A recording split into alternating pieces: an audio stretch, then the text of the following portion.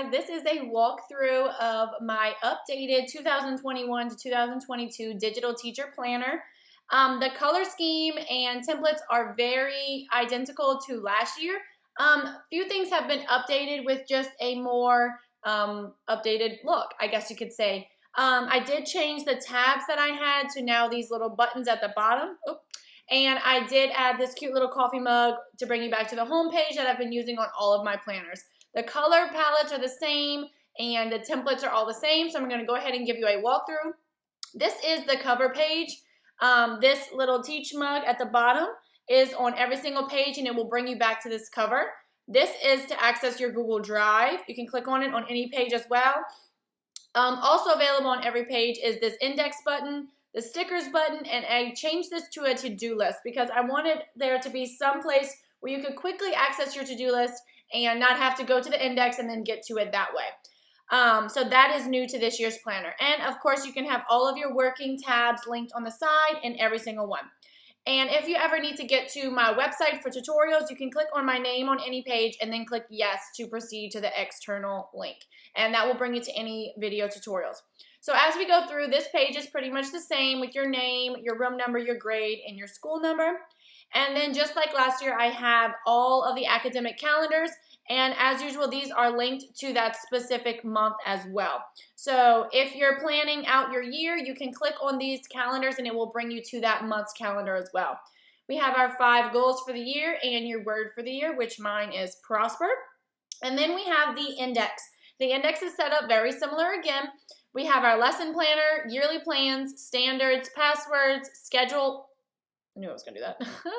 Schedule, small group, gradebook, daily checklist, weekly checklist, student info, communication, data tracking, professional development, and notes. So again, this is the lesson planner. It has been updated for the new year. If you've already purchased it, go back to where you purchased it from and re-download it, and you should be able to access it. This is the planner that I have decided I will absolutely update every single year. I'm undecided about if I'm going to update any other themes just because of time and commitments updating that every year. So this price is a little bit more than my other dated planners because, again, it gets the free updates. So I have made a few changes, but this planner is used in Goodnotes 5. You can also use it on any PDF annotation app as well as on your computer, and you can also use it in Google Slides. You can additionally use it in PowerPoint, download it straight from Google Slides as a PowerPoint, and you can use it as well. So you can use this no matter what device you have, whether you have a tablet, iPad, or not, you can still use it. Okay, back to the planner. So after the index, of course, all of these are working buttons, but I want to make sure I don't miss any pages. So I want to go through everything. So everything that we go through is going to be linked. Like, for example, the passwords is going to bring you straight here. You have all of your lists for your website, your username, and your passwords. And then we have the to-do list. When you click here on the to-do list, it will bring you to this page where you can have just that running list of things you need to do as well as any notes. And then we have our lesson plan section. So in the index, the lesson planner will bring you to this cover page. So that way, no matter which template you decide to use, you can not break the link. If you duplicate this page or if you move this page somewhere where you want it somewhere else, you will not break the link because the link will still be in the lesson planner file. So you have this template with 6 going across and the days down the side. And then you also have this one with 8 going across, the days down the side, the days at the top, and then a notes section where you can list 5 different sections. And then this one goes to 7 different sections. I gave a blank one so you can kind of just figure out what you want to do because I know there are some people that in the, and I think maybe it's Europe or maybe the Middle East, they don't necessarily do school Monday to Friday, so I wanted to leave a blank option for them. This is your yearly plans. You can plan out all of your different chapters throughout the year. This is the standard section. I like to take a screenshot of my standards on my school's website. So then you'll come here and then click the image button, and then I would just insert it from the image category. Okay, so that's one way to do it. So we're going to keep swiping through. Then we have our schedules. I decided to provide a daily schedule, a special schedule, and then a blank one. So I know that some people this year had like hybrid schedule, virtual schedule, so I wanted to be able to have a template for you so that way when things are different, because we know they change easily, I wanted you to have that template. After that, you have your gradebook section. This is very set up similar to all of my digital planners. So with the landscape version, you actually get more room for kids in each class. You have 4 gradebook sets. This is a gradebook set, and each gradebook set has enough for 6 classes. So you can write on these classes and write block 1 math. You can also use stickers here. And then whenever you click on it, it's going to bring you to block 1. Now this entire thing is for block 1. So all the way down and all the way down. So you would have enough students if you teach 30 something. A lot of people message me saying they don't have enough room because they think it's just this. You actually have both pages for this class. So when you click on this gradebook tab, it's going to bring you back to the cover, and then you're going to see your different ones. So go back to my cover. Go back to my cover. There we go. And then it's going to bring you to the correct one. I remember now. I fixed this link and didn't upload the new one to my gradebook, to my iPad. So this link is fixed. Don't worry about that. So this will bring you to each individual class. This will bring you to the next gradebook where you can then write your classes, go back to your cover, write your classes, and then go back to your cover. So again, you have 4 sets of gradebooks.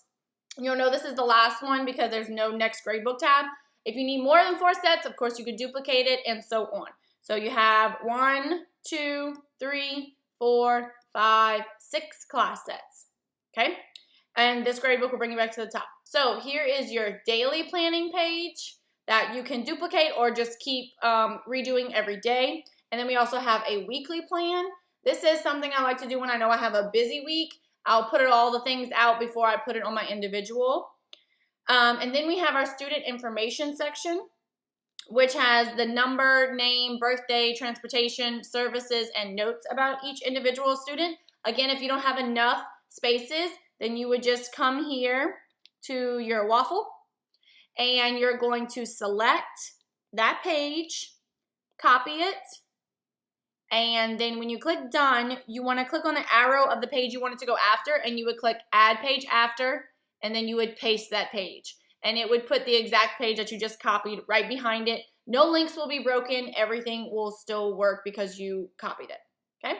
After the student information, we have the parent communication section, which of course you will probably need to duplicate pages because you call more than just this many parents. In each section, you have the student's name, date, check off whether it's email, phone, or notes, and then any notes you wrote about each student. What's great about this is when you write a student's name, you can then search for that student's name here, and everywhere you communicated with that parent will show up. After parent communication, we have our meeting notes, which is just a place where you can jot down anything from a meeting. I do have a separate PD tracker right here, professional development. So this is like your date, time, topic, location, presenter, and then your key takeaway. You could also duplicate this page if needed. Here starts the small group section. So this is where I label my small groups. So I would probably put math, block 1. And again, you can use stickers. And then what I usually do is color code my groups, but I would put like, okay, student number 1, 2, 3, 4. Ross, Graham, Christy, Ashley, okay? And if this is my pink group, then I'm going to highlight them pink. Just because I like to color code my groups. You may not, or you may do that. So then on this side, I would probably put what other class it is, and then, or maybe another subject. So you can have that all listed. So when you go to your meetings, you know that you pull them 2 times a week and so on. So then behind that, we have our documentation, which you may choose to do this as a whole group. I'll link my pink group, or sometimes just individual students. You can fill out this information on name, subject, and then the grading period, how often you meet with them, what date you worked, what skill, and what observation. What's great about this is, again, when you go to search a child's name, it will show up whenever you search their name. So now, everywhere I wrote Ross's name would come up. If I wrote his name better, it would come up to where I can actually search for his name whenever I'm in a conference. So that's the small group documentation. Here is the small group planning. This is when I plan out like which groups I'm meeting with. So I probably wouldn't write their names over and over again. I would just write pink group, but you could write their names if it does change. So this is when I would decide which activities I'm doing. Then we have the student data section, which is you can have a student data tracking for each child. And then I usually write the assessment name and then how they score. So this would be something that like is tested over and over again, or you can manipulate this, you know, a different way and do like a whole class, names, and then so on. Then we start the monthly planning pages. So every monthly planning page is set up this way with links to each calendar at the beginning of it. So all of these calendars will be linked. We have 5 very important goals: events and holidays, July goals, words of the month, and then any notes that you may have. So this is where I usually insert faculty meeting notes. If we have a handout given to us during a meeting, I take a picture of it on my iPad, and then I come in and insert it straight from my pictures, so that way I know exactly where I got it from, and then I can easily go back to my notes and see what we talked about in that specific faculty meeting. So this is every month has this planning page before the monthly calendar. So then we get into monthly calendar. So one thing I did differently this year in the Goodnotes version is no matter what day you click on, it's going to bring you to that specific week that you're planning. So it used to just be the Monday, and I find that was just such a pain. So if I'm writing something and I'm writing that there's a faculty meeting or maybe an assembly, and I'm like, oh gosh, what did I plan for that day? Then I can just click on that week and it's going to bring me to it. So I can see what exactly I have planned. So again, every month, all the days, the dates are linked to that specific week plan. So now we get into the weekly plan. This is the weekly planning layout. I do keep it horizontal just because this is a landscape planner. I do have some other options in my store if you're looking for a different kind of look. But this has 7 going across, so I usually split this up between like my small groups and then like math block 1, block 2, block 3. So it's kind of like that, but I do like to see the dates ahead. So I did make that a little bit different this year. I put the dates behind like a little colored, but I just thought it kind of brightened it up a little bit. So again, you have this for every month, and some months have 5 weeks and some do not, so it just depends. I'm going to show you how I decided to edit my August calendar. So I inserted my Bitmoji for my birthday, 32, a work day, and then I just kind of put some different things in there. You know, all these stickers are included, obviously, besides the Bitmojis. That's an app you need to download. I do not take credit for any Bitmojis. But you can insert them from your own app. Just copy them straight from the app. These stickers are included in the back of them, which we'll get to, and this one as well. And then I also put some top priority things at the back. So, for example, for this one, if I have an IEP meeting at 11 a.m. and I need to make sure that someone's there to cover my class, I could just click on it and figure out what I have planned for that day. So that's all of them are linked, and we have all of our calendars already dated and ready to go all the way through June. And then after the calendars, we get into the template section. So these are all the templates that are included. I like to use the squared ones for when I'm sketching out my classroom seating chart because, you know, we had to keep track of seating charts like crazy this year. So I usually use the shapes. My desk are these weird shapes. They're like kind of like that. So that's my desk shape. I'm going to lasso around it, and then I'm going to copy it and paste it. Oh my God. My iPad is like freaking out today. But I would copy it. Oh, okay. I'm gonna have to restart my iPad, but you would just copy and paste the different shapes. God, words are hard.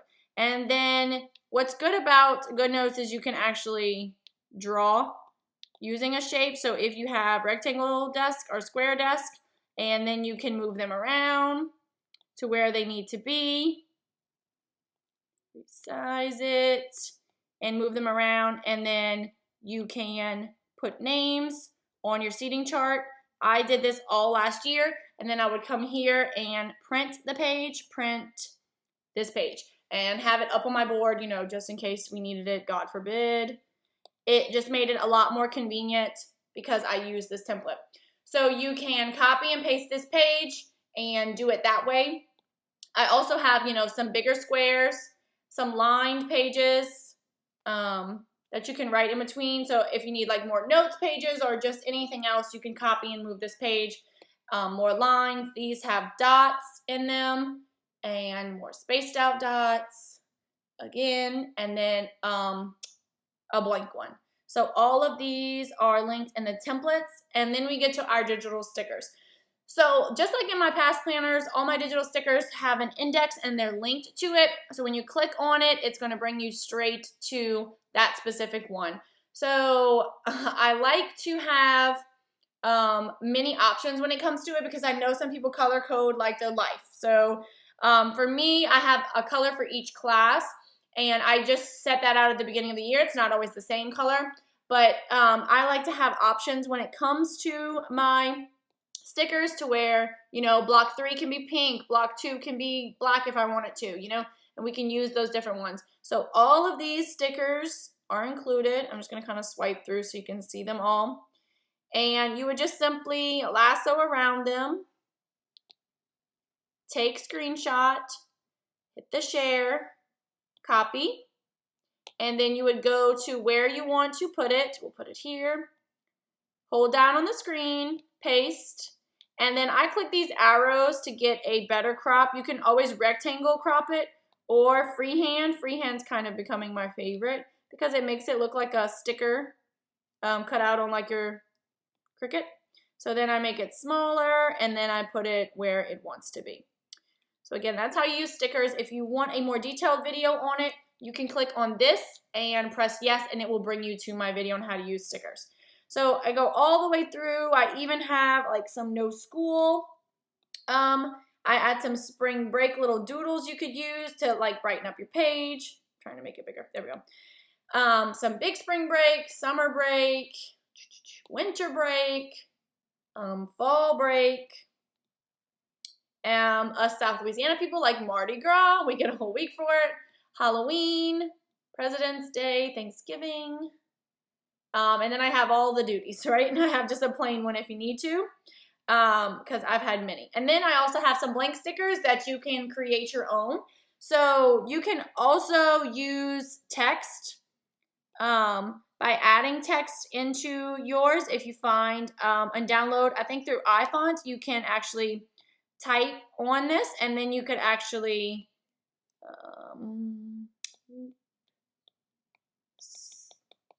so we call our state testing leap testing, but you get the point. You can kind of make it bigger or smaller. Select all of it. Make it bigger or smaller. Change the color. And then you can kind of make your own sticker if you wish. So if I needed something bigger and I wanted to rotate it,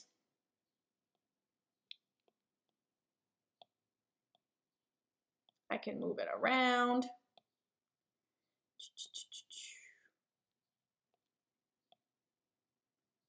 Okay, yeah, I don't really play with this a lot.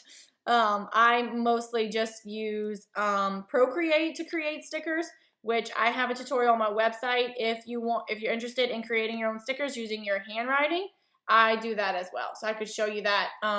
Again, you get to my website by clicking here, and it will bring you to a place at the top where there has tutorials. So I've included some lifestyle stickers behind this, and you can also get to it from here. Or not. Oh, this is the one I didn't update. Okay, it will be linked in yours. Here is the lifestyle stickers. So I tried to include as many different ones as I could think of. These are ones that are in my life planners. And then I've included some different ones this year to kind of give you like some, when you're planning out your individual days and your daily planning, you know, if you want to kind of prioritize, I put those in there. And then we have a couple of other things like some holidays. I apologize if I forgot any holidays. And then these are some blank ones that you might be interested in. And then we have our last page where it's just kind of blank. You can do what you want there. But I tried to give you as many different options as possible. If you have any questions, please let me know. Again, this is a PDF that is interactive with clickable links. Once you download it, I no longer have control over it. Some people ask me, like, did you make an update because now it's slow? No. Once you download the PDF, like, it's gone. It's any other document you download. So it's going to stay in your app as is. I cannot make any documents on it. Same thing with the Google Slides options. If you download it, like, that's it. Once you make your own copy, I can't make any changes. It may need to be an update to your Goodnotes app. It could be space on your iPad. It could be updates to your iPad. It could be different things. So if links stop working, again, it's not because I rolled out an update or anything like that. It's not really that per se. But if you're in this toolbar, no links will work. So you see, I can tap on this, but what I'm doing is I'm drawing on it because I'm actually in the annotation toolbar. I'm writing on it. But when I click out of it, now I'm in the annotation toolbar. I can actually, presentation toolbar. I can actually move around and click on things. So if you think the links stop working, double check to make sure you're not in this toolbar because that will actually change it. And then once you see this, if you want that full page view, just click on it and it will go bigger. So again, if you click here and go to my website, oh look, I was planning a Disney trip. Isn't that funny? So it's slowly but surely going to bring you to my website. My internet's fun today, isn't it? Okay. And then up at the top, let's see if we can focus here. Up at the top, you'll click on videos and it will bring you to my video library where you can see different options. So I have tutorials on how to download your planner, use your digital stickers, if the links are not working, how to create digital stickers, and then you can click here to get to more tutorials. So I'm going to be adding more. I have a lot of tutorials on when you're trying to use it on Google Slides. So don't think I left you out if you're using on Google Slides. So again, you can use this planner on, here we go, tutorials. You can use this planner on a computer that has PowerPoint. You can use it on a computer that has Google Slides. You can use it on an iPad, a tablet. It just may depend on which app you want to use it through. So again, if you, let's go to library. Nope. We'll go back here. Okay, so if you go to mine, you will see all of these are editing in Google Slides. So we have all of those options. We have my newest planners, and then we have the ones just how to edit a regular planner. So just because I'm not editing in that specific planner, don't think that it doesn't apply to you because the planner just may look different, but all the steps are still the same. So make sure you subscribe to the channel so you can see any new tutorials I put out and anything else you might be interested in, okay? Please reach out if you have a question. Please go to the bottom and get your coupon code on my website for this planner and any other planner. So that way you can get a coupon for watching this entire video. I hope you have a great day.